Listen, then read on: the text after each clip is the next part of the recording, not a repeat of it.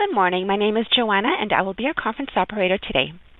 I would like to welcome you to Canopy Growth's fourth quarter and fiscal year 2024 financial results conference call. At this time, all participants are in a listen-only mode. I will now turn the call over to Tyler Burns, Director, Investor Relations. Tyler, you may begin the conference call. Good morning, and thank you for joining us. On our call today, we have Canopy Growth's Chief Executive Officer, David Klein, and Chief Financial Officer, Judy Hong. Before financial markets opened today, Canopy Growth issued a news release announcing the financial results for our fourth quarter and fiscal year ended March 31, 2024. The news release and financial statements have been filed on EDGAR and SEDAR and will be available on our website under the Investors tab. Before we begin, I would like to remind you that our discussion during this call will include forward-looking statements that are based on management's current views and assumptions, and that this discussion is qualified in its entirety by the cautionary note regarding forward-looking statements included at the end of the news release issued today. Please review today's earnings release and Canopy's reports filed with the SEC and SEDAR for various factors that could cause actual results to differ materially from projections. In addition, reconciliations between any non-GAAP measures to their closest reported GAAP measures are included in our earnings release. Please note that all financial information is provided in Canadian dollars unless otherwise stated. Following remarks by David and Judy, we will conduct a question and answer session where we will take questions from analysts. With that, I will turn the call over to David. Good morning, everyone, and thank you for joining us today to review Canopy Growth's fourth quarter and fiscal year 24 financial results. During the call, I'll share key highlights and achievements from the past fiscal year, demonstrating how Canopy is a stronger, fully cannabis-focused business that is poised for profitable growth in the year ahead across all of the most exciting global cannabis markets. First, let's touch on the transformative year that fiscal 24 was for Canopy. During the year, we took decisive actions to streamline our business by implementing an asset-light model. This has enabled us to focus on our core strengths while leveraging third parties to add scale and capacity when and where we need it, without the requirement to maintain extensive infrastructure or invest ahead of growth. This has improved our margins and accelerated our time to market as we focus on growth across all of our priority categories. In parallel, we took bold action to drive greater focus and reduce our cash burn by divesting Canopy's non-cannabis businesses as we go all in on what we believe is one of the most exciting consumer trends of our lifetime. These changes weren't easy, and I'm very proud of the work that the entire Canopy team undertook to execute the strategic evolution and to ensure its success, all while enhancing our commercial execution, strengthening our financial position, and establishing a platform for Canopy's future growth. As a result, Canopy is entering fiscal 25 with a strong foundation. We have a focused business, we're well-positioned in the geographies and categories of greatest potential, and we've built a business that can deliver profitable growth. Looking to our performance in fiscal 24, I'm pleased to report that our results in the year already demonstrate the positive impact of the changes we've implemented. Canopy now has an attractive gross margin profile across all of our businesses, a lean and agile organization that can support growth without a step change in costs, a strengthened balance sheet that has ample runway to support our business while investing for growth, and financial performance that is nearing consolidated adjusted EBITDA profitability. Focusing on flower as the central pillar of our business, the consistent production of high-quality flower from our Kincardine and DOJA sites has strengthened our competitive positioning in the Canadian adult use market, highlighted by the national resurgence of Tweed. Additionally, we added over 2,300 points of distribution across Canada during the fourth quarter, including over 900 points for Tweed flower and 650 points for our deep space beverages, ensuring increased access to consumers as we enter the important summer selling season. In our Canadian medical business, an expanded product assortment in the Spectrum Therapeutics online store, as well as industry-leading care for our insured patients, has delivered a 16% increase in revenue year over year, marking the fifth consecutive quarter of revenue growth.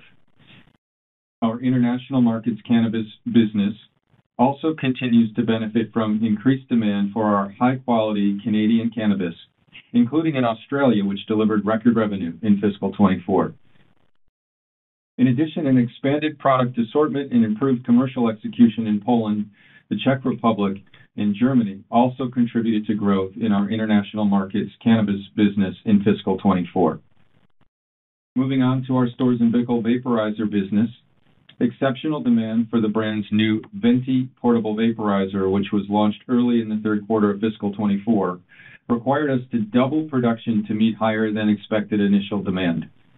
When paired with continued demand for other Storz Bickel devices, including the legendary Volcano, this contributed to Storz Bickel delivering its best fourth quarter ever, with net revenue increasing 43% year over year. In addition to these advancements in our commercial businesses, we also executed a number of actions to strengthen Canopy's balance sheet in fiscal 24. Collectively, these actions reduced Canopy's debt by over $700 million in fiscal 24, which brings our total debt reduction to over $1.1 billion since the beginning of fiscal 23.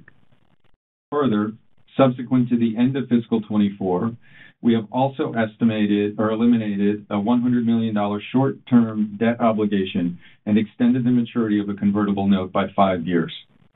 As a result, Canopy has no material debt due until March 2026 and has a healthy cash balance of over $200 million. Our strengthened balance sheet provides us with the certainty and flexibility required to power future growth, and we believe positions Canopy ahead of our industry peers. Our commercial businesses are showing momentum as we exited fiscal 24, and our plans set the stage for a fiscal 25 that we believe will be a banner year for Canopy. Our Canadian production platform continues to deliver high-quality flower that is winning and retaining customers both domestically and internationally. Upgrades are also already underway at our Kincardine facility to increase our flower capacity, in addition to securing flower through strategic procurement from third-party producers. And as the Canadian cannabis market continues to mature and consolidate, we expect excess capacity within the industry to present Canopy with tangible opportunities to accelerate speed to market, avoid capital investments until critical sales volumes are achieved, and to provide us with surge capacity during peak periods.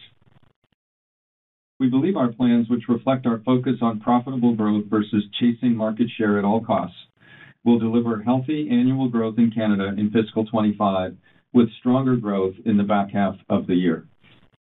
This growth will be driven by expanded flower capacity, increased distribution, a strengthened sales force, and share gains across the pre-roll, vape, and soft gel categories through the introduction of new products which are arriving in the market as we speak.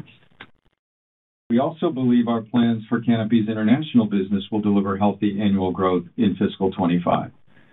In addition to continued gains across our international markets, we anticipate Germany's legalization of cannabis will drive a significant increase in the size of the country's medical market as more doctors become comfortable prescribing cannabis and more patients explore its medical benefits. As a long-term leader in Germany, we believe Canopy is well positioned to capitalize on this growth, and we're actively working to expand our supply to Germany and to add additional third-party European-based suppliers to our offering. Looking to our premium Storz Bickel vaporizer business, we plan to keep building on the brand's momentum and expect continued demand for the Venti, as well as expanded distribution in the U.S. to drive significant growth for Storz Bickel in fiscal 25. We also feel that this homegrown German brand will benefit from greater cannabis adoption among German consumers, further illustrating the strength of Storz Bickel's connection and importance in the German cannabis industry. I'm pleased to highlight that Jürgen Bickel, Canopy's managing director of Storz Bickel and the brand's co-founder, was recently elected as a board member of the German Cannabis Business Association. We're pleased that Canopy and Storz Bickel have strong representation within the association, the largest of its kind, as it continues to play a critical role in shaping the advancement of the medical and recreational cannabis markets in Germany. Shifting focus to the U.S., Canopy USA is moving forward rapidly, and I would like to take the opportunity to reiterate our thanks to Canopy shareholders for their overwhelming support for the resolution required to advance this strategy.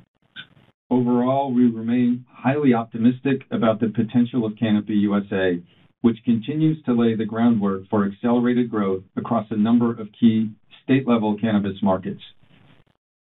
In the quarter ended March 2024, WANA finalized plans for expansion into 3 new states, New York, Connecticut, and Vermont, while also launching new gummy SKUs in Colorado to continue expanding the brand's product assortment. In addition, Jetty's award-winning products launched in the state of New Jersey as the Jetty team takes the best of the West Coast to the Northeast. It's also important to note that Jetty's solventless vapes rank as the #1 live rosin vape nationally in the U.S., which is really quite impressive when you consider that Jetty vape products are currently available in only 4 states: California, Colorado, New York, and more recently, New Jersey. Shifting to Acreage, I'd like to take the opportunity to acknowledge that the company has recently been operating as a distressed asset. However, we believe that Acreage continues to have tremendous upside.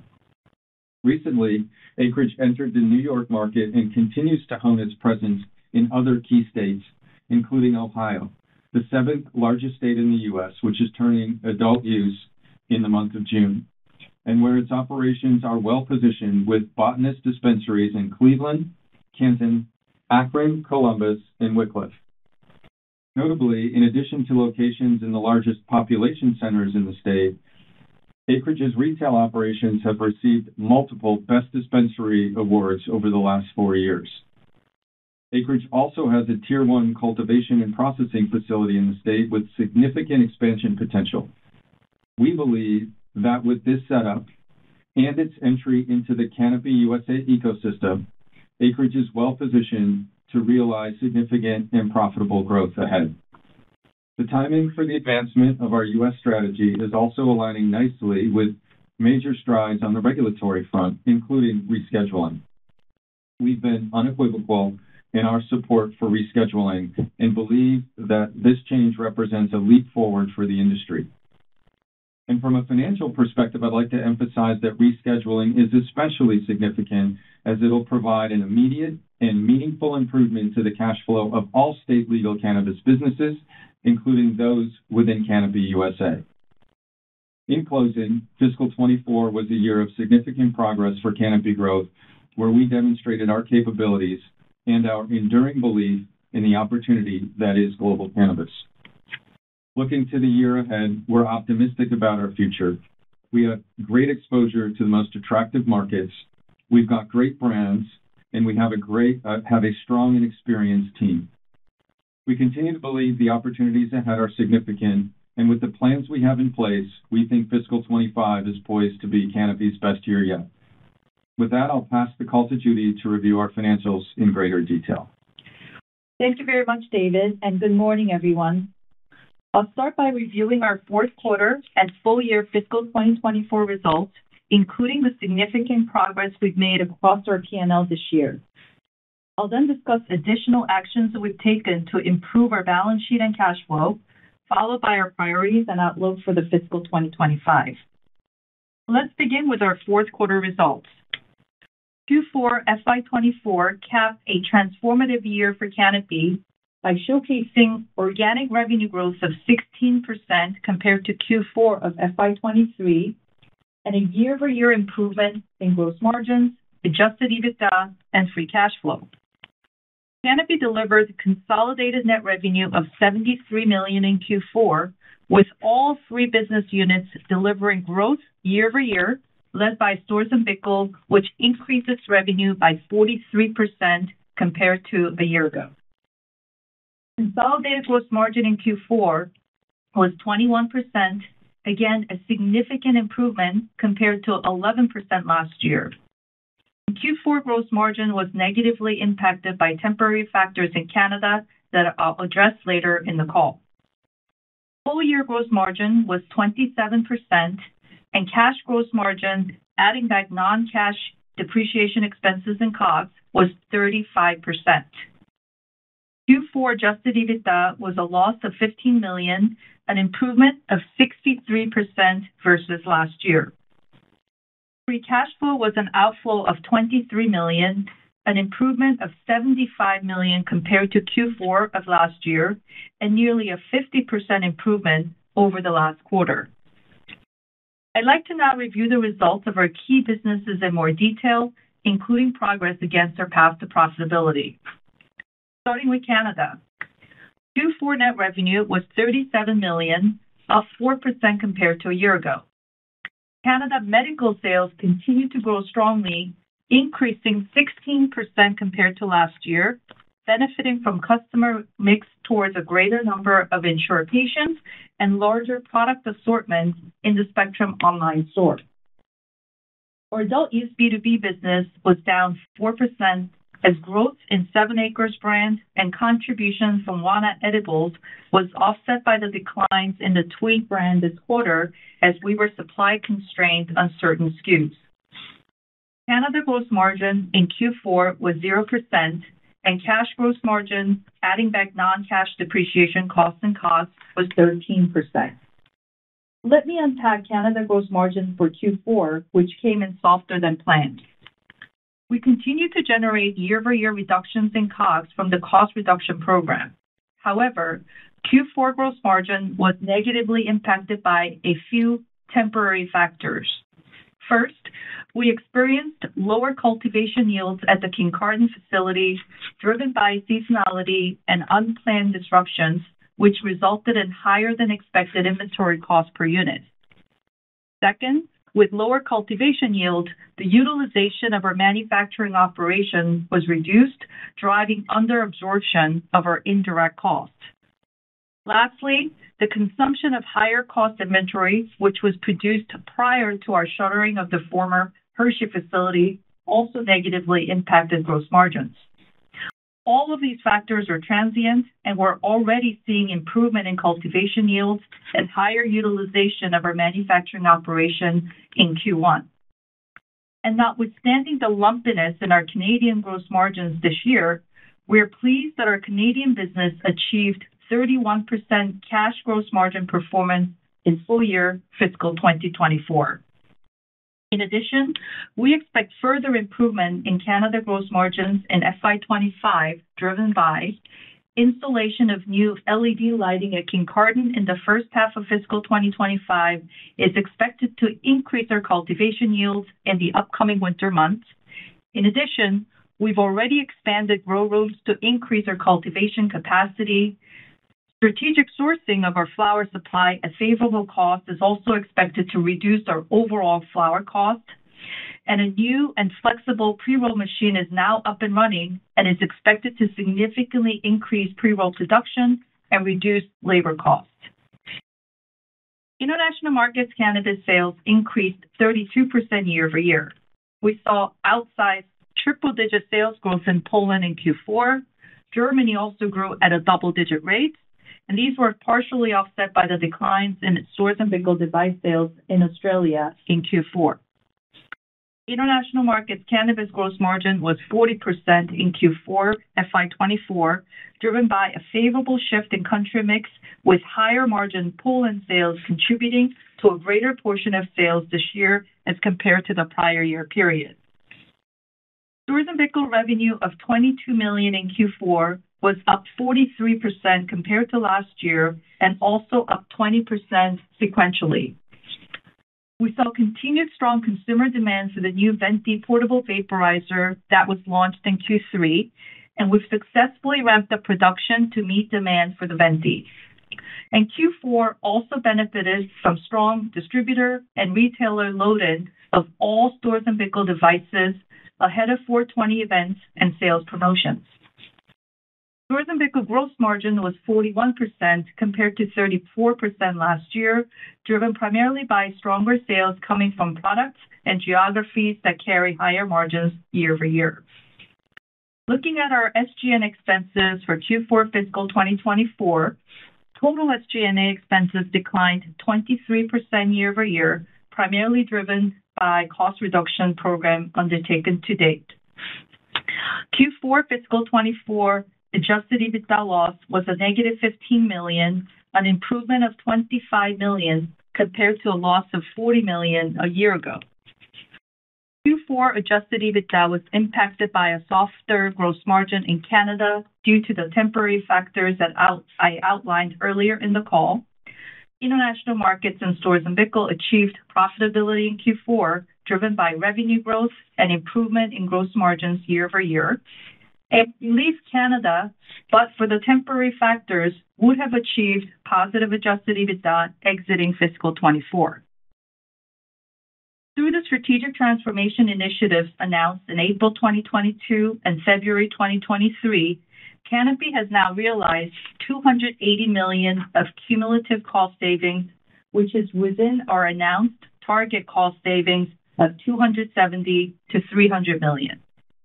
We've identified additional $10 to $15 million of cost reduction opportunities, mostly in corporate G&A, including savings in IT, insurance, professional fees, legal, and public company costs that we expect to realize by the end of fiscal 2025.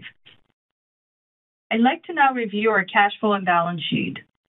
Free cash flow was an outflow of $23 million in Q4, an improvement of 77% compared to the prior year.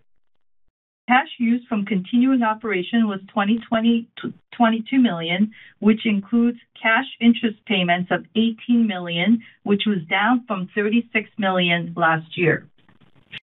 Cash flow from investments of $26 million in Q4 included proceeds received from the BioSteel asset sale.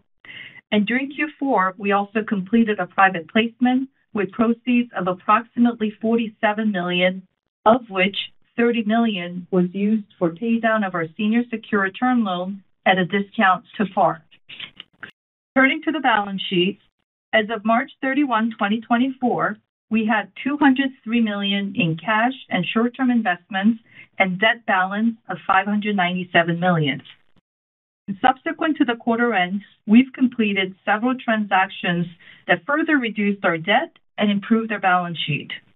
First, we exchanged $81 million of the principal amount of the $100 million promissory note plus accrued interest held by Constellation into Canopy's exchangeable shares and canceled the remaining balance. Second, we issued a new 5-year convertible note with gross proceeds of approximately $50 million and exchanged a CAD $28 million note maturing in September 2025 to a note now maturing in May of 2029. Third, we've made additional CAD $7.5 million pay down of the term loan with the proceeds from the BioSteel asset sale. These actions have significantly enhanced our balance sheet by eliminating substantially all of our short-term debt obligations, reducing the senior secured term loan principal balance from $750 million original to now $354 million, which matures in March of 2026, and enhancing our cash position, which will provide flexibility to invest for future growth while funding our operations. We remain focused on executing additional activities to further deliver on our commitment to improve our financial position over the coming months. I'd like to now provide our key priorities and outlook for fiscal 25. In Canada Cannabis, the business is now on a stable footing, and we're focused on driving growth and profitably gaining market share in both the adult use and medical channels by continuing to invest in product quality and expanding distribution while further improving our margins. In international markets cannabis, we expect to see growth in our key markets of Germany, Poland, and Czech Republic, and remain focused on ensuring consistent supply of high-quality products, as well as launch new products into these markets in the near term. For Storz Bickel, we're focused on accelerating growth in key markets driven by Venti, as well as other product lines, which we believe will mitigate potential impact to Storz Bickel's Australian sales following a recently implemented vape ban in the non-medical channels. And finally, we also know that the impact from divested businesses will continue to negatively impact reported sales growth. And specifically, FY 2024 results included $21 million of revenue from This Works, which was divested in December of 23, and $5 million of revenue from Key Leaf, which was divested in February of 2024. From a phasing standpoint, we expect stronger year-over-year growth in the second half of our fiscal 2025, driven by increased flower supply and ramp-up of new products, as well as lessening impact from divested businesses. We believe that we're on a firm path to achieving positive adjusted EBITDA at the consolidated level, inclusive of corporate costs, driven by sales growth from increased supply and expanded distribution, improvement in gross margins, and additional G&A savings. In closing, we're excited about the growth opportunity ahead of us and now have a strong foundation in place to achieve healthy profit margins and enhance shareholder value over time. This includes my prepared comments. We'll take questions from the analysts. Thank you. Ladies and gentlemen, we will now begin the question and answer session. Should you have a question, please press the star followed by the 1 on your touch-tone phone. To ensure an efficient call that gets to the questions of as many analysts as possible, analysts are requested to ask an initial question and then, if necessary, re-enter the question queue to ask any additional questions. First question comes from Aaron Gray at Alliance Global. Please go ahead. Hi, and thank you very much for the question here. So, a first question from me, or my question. Hi, Judy. How are you? Regarding your comments on the gross margin, thanks for the color in terms of how it's transitory in nature somewhat. Just if you could provide some commentary in terms of the cadence of the improvements from the greater utilization and some of the other initiatives you have by the lighting and expanded grow rooms. How should we think about the timing of that improvement? You had seen gross margins, 30% or more within, the Canadian cannabis segment. So how do we think about the ramping of that and then the impacts of the overall, profitability of the company from the Canadian gross margins going forward? Thank you. Sure, Aaron. So if you take a step back, we did deliver a significant improvement on a year-over-year basis in our Canadian business with full-year gross margin of 16% and cash gross margin of 31%. And I think on a full-year basis, that's within our expectation of achieving, close to mid-30% cash gross margin post all the restructuring actions that we've taken in Q1. I think if you think about the Q4 margin, as I said on the call, there are really a few transient factors that negatively impacted margins. I estimate those margins, those factors would have impacted those margins by in the magnitude of several $1 million. So if you adjust for those, I think we're kind of back to low to mid 30% gross margin in Canada. If you look at Q1 and beyond, so just really looking at the rest of fiscal 25, we see further improvement, I said on the call, with all of the improved actions that we're taking in Kincardine. Some of that is going to be a bit more back half loaded. So the increased capacity on the flower side from expanded grow rooms will come in a little bit earlier, but I think the Kincardine, the lighting, the LED installation that's happening as we in the coming months, and that will really help the winter months as we go into the back half of the year. So all in all, we think the Canada cash gross margin should be in the mid to high 30% for the full year basis, probably stronger in the back half versus first half. But we're pleased to really show continued progress on the Canada front. And I do think that this will be a positive driver in achieving positive adjusted EBITDA at the consolidated level, particularly as you think about the back half of the year. Thank you. Next question comes from John Zamparo from CIBC. Please go ahead. Thank you. Good morning. My question's on the balance sheet, and I'm trying to better understand the comments about being able to invest for growth. And I wonder how we should interpret that given the level of debt remaining and what is the plan to repay that debt? Sure. Thanks, John. So as I said on the call, I think the big change in terms of our financial position is that we don't have any near-term debt maturity of any substantial amount. Really the next tranche of the debt maturity is in March of 2026.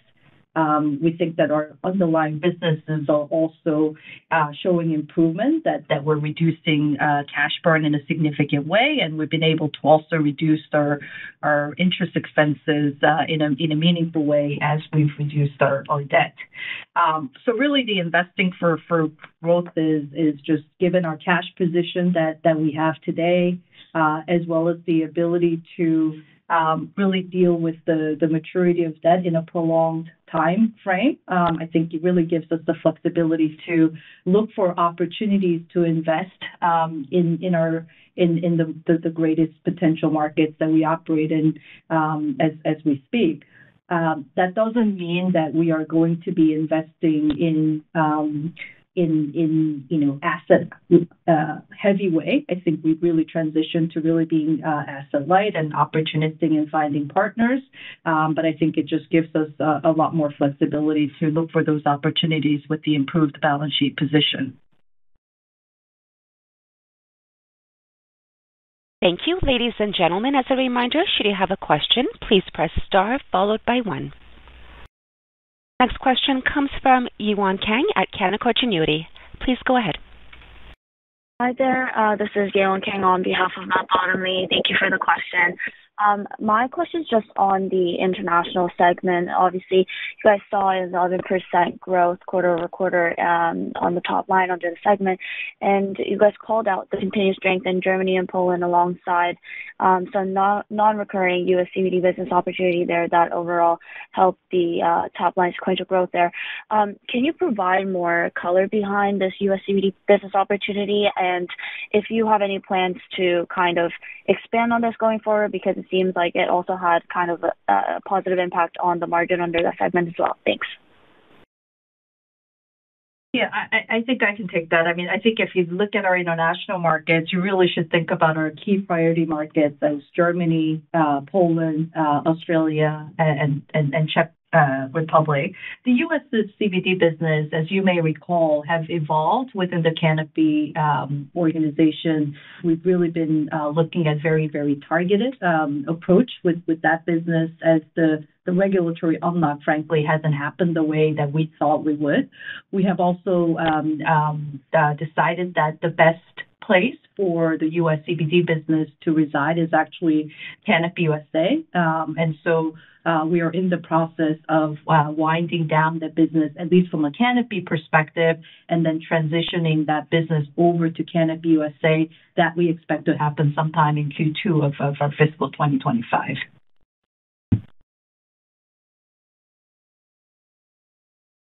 Thank you. Next question comes from Pablo Zuanic at Zuanic & Associates. Please go ahead. Thank you. Good morning, everyone. David, just regarding Canopy USA, can you remind us about what's left, or has everything been done in terms of shareholder approvals and also approval in terms of acreage and WANA? And related to that, if you can remind us, assuming the rescheduling doesn't meet your standard of federal permissibility, what actually changes for those U.S. assets, right? I'm thinking acreage, they need to fund the expansion in Ohio, but if you don't have federal permissibility yet, how can you help them? And how does the Canopy USA structure, if in any way, help them to achieve that type of funding and potential to fund growth? Thank you. So Pablo, in terms of approvals, we don't need any shareholder approval or anything of that nature. We do need to go through the approval process in each state where we have a license. And so what we've done is we've exercised our option. Accused has exercised their option to purchase WANA in Jetty. That's going through the regulatory approval process right now. We don't expect there to be any problems with those approvals. Canopy has the obligation to exercise its right to purchase acreage and then move it into Canopy USA. That hasn't happened yet, but we expect that'll happen in the near term. We don't see any major regulatory hurdles, but as you know, it'll take some time to get through each individual state's process. In terms of the ability, like what will happen with the businesses and how they improve their capital situation across CUSA, I really think it is a function of putting those CUSA businesses together. Not included in our cash balance is a significant cash balance sitting at Wana and Jetty, which the CUSA assets would all have access to. And so we expect actually that Acreage's challenges related to capital structure will be able to be resolved through kind of amalgamation with CUSA. And also keep in mind, when we put those businesses together, there will be top-line synergies available to all of the CUSA entities, but there will also be some significant bottom-line synergies available as well when you eliminate the public company costs that are currently associated with Acreage. Thank you. This concludes the conference call. I will turn the call back over to Mr. Klein for final remarks. Great. Thank you for attending today's call. To wrap up, as we started, we're singularly focused on cannabis. Our businesses are growing and have delivered healthy improvements in gross margins. Our business is approaching positive adjusted EBITDA on a consolidated basis, and Canopy USA is moving forward rapidly. We're excited about where our business is going, and I firmly believe that Canopy offers a unique option for exposure to growth across the world's most exciting cannabis markets. Thanks again for joining us, and I encourage you to try some of our outstanding products as you enjoy the summer ahead. Our investor relations team will be available to answer additional questions. Have a great day, and thank you, everyone. This concludes Canopy Growth's fourth quarter and fiscal year 2024 financial results conference call.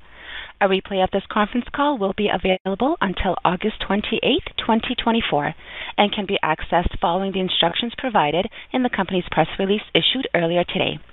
Thank you, everyone, for attending today's call.